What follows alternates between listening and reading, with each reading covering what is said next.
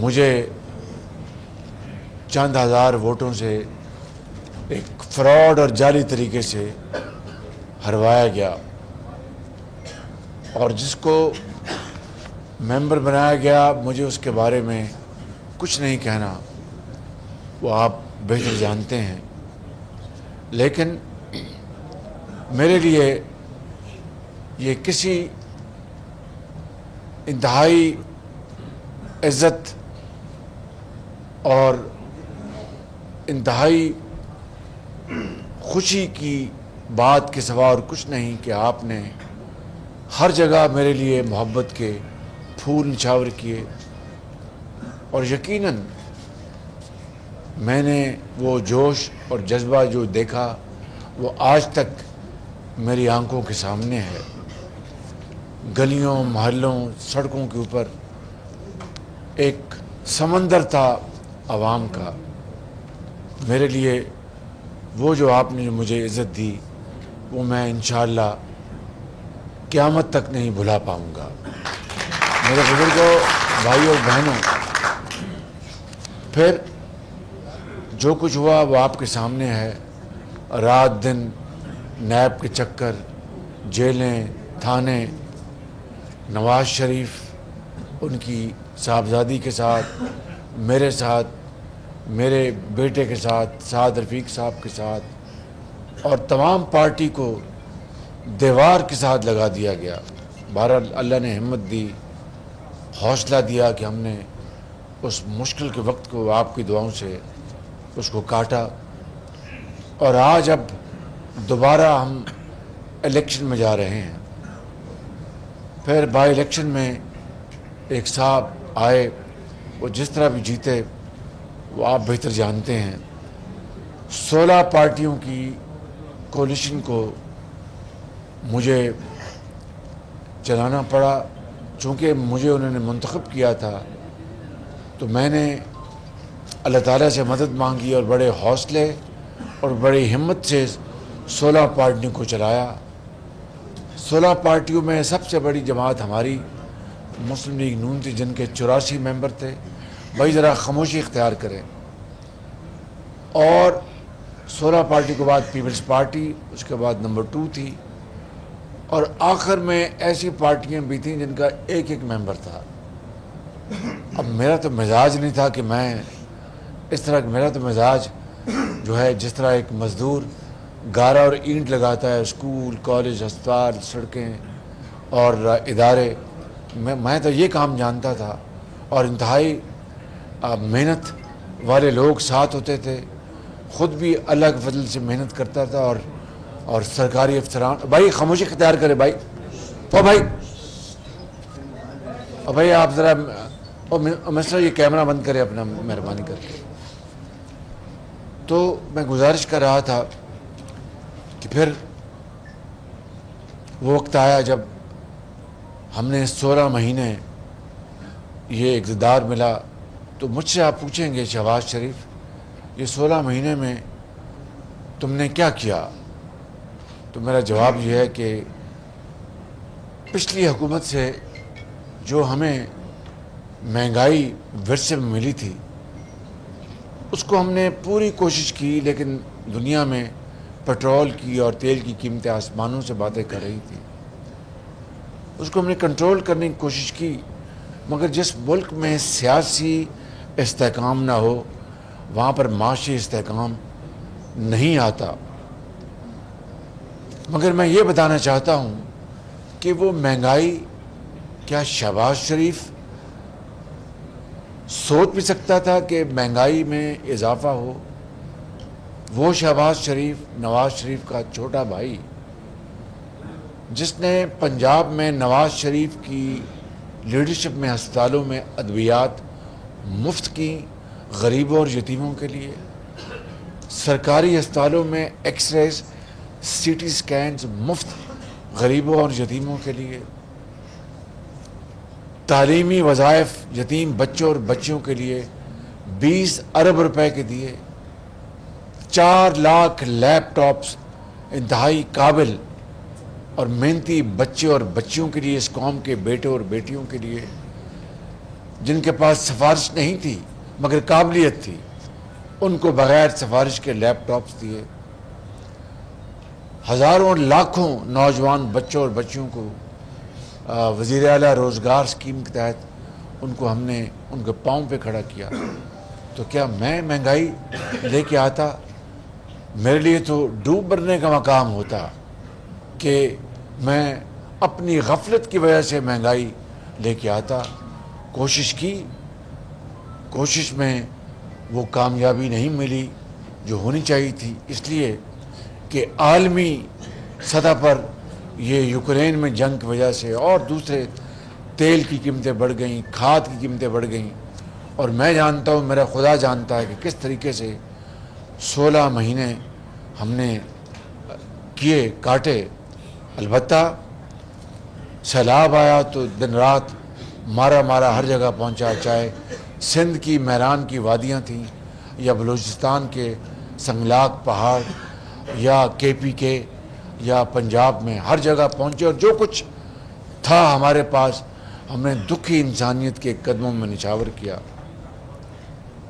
کراچی کے حوالے سے میں نے ایک نہیں کئی دورے کیے اور کراچی کے پانی کے منصوبے کے لیے ہم نے بجٹ کے اندر کولیشن حکومت، اور یہ کہنا غلط نہیں ہوگا بلکہ میں اس کا ذکر نہ کروں تو زیادتی ہوگی کہ اس میں پیپلز پارٹی کی حکومت نے اور MQM نے مل کر یہ بجٹ میں اس میں پانی کے حوالے سے ہم نے منصوبہ جو K3 K4 نواز شریف کے منصوبے ہیں اس میں ہم نے یہ رقم مختص کی. لیکن رقم مختص کرنا اور ہے، عملی طور پر میدان میں اس کو عوام کی ترقی اور خوشحالی کے لیے صرف کرنا وہ اور معاملہ ہے. اور اس کی مثال میں آپ کو دے دیتا ہوں کہ اگر 11 مہینے میں میٹرو بس 27 کلومیٹر لاہور میں نواز شریف کی قیادت میں لگائی گئی تو گرین لائن جو نواز شریف کا تحفہ تھا کراچی کے عوام کے لیے، اس کو 5 سال 6 سال کیوں لگے؟ صرف اور صرف اس کی مثال یہ ہے کہ مسافر شب کو اٹھتا ہے جو جانا دور ہوتا ہے.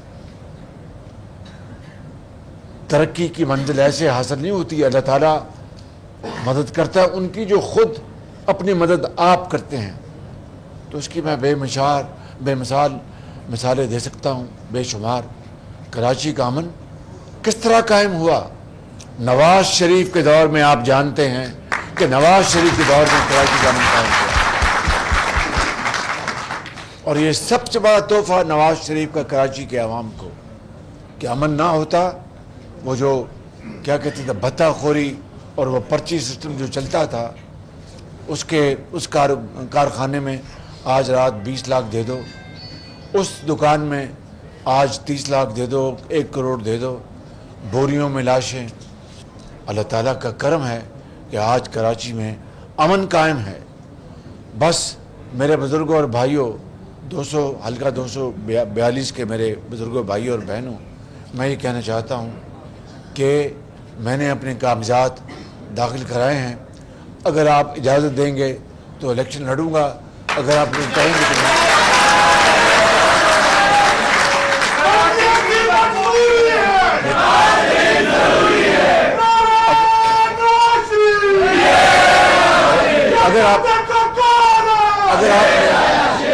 اگر آپ نے اپنے ووٹوں سے 8 فروری کو میاں نواز شریف کو کامیاب کرایا بطور وزیر اعظم پاکستان، تو میں آپ سے ان کے چھوٹے بھائی کے ہونے کے ناطے یہ آپ سے اللہ تعالیٰ کے فضل و کرم سے وعدہ کرتا ہوں کہ نواز شریف کو اگر آپ نے وزیر اعظم منتخب کروایا تو کراچی کے اندر پبلک ٹرانسپورٹ کا مسئلہ انشاءاللہ ختم کر دیں گے.